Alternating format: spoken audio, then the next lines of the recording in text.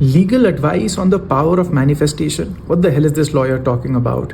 Before you completely disregard what I'm about to say, know this. I have seen people who had zero chance of success still succeed. I have seen people who had zero chance of failure still fail. And I would not want to think of myself as some pompous idiot who can see patterns, especially if I've just had a few, dozen or few hundred discussions here and there. After thousands and thousands of discussions in a span of a career of doing nothing but litigation for the past 12 years, I have come to see a few common themes. The power of visualization, manifestation, things that you talk about, things that you believe in, things that you keep telling yourself over and over again.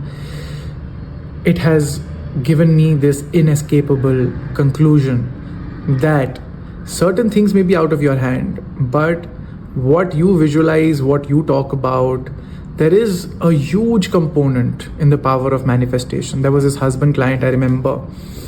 So many things went against him, yet he had the most calm demeanor, the most, kind of a very, very centered approach. And he said, obviously we'll handle this. This is not a big deal, right? And somehow everything just worked out for him, where so many things could have gone wrong. And in fact, and I would attribute it to his power of visualization. There is one client who has, as a performance coach, done a lot of visualization for a lot of his students. And we had a discussion about this as well. And he was going through a divorce, and he told me that he used to, in the last few stages, after he got out of the animosity aspect of it all, he used to manifest his wife not getting beaten up or getting, dropped from a building. He used to visualize his wife smiling, shaking his hand, and walking away into the nothingness of the life, right?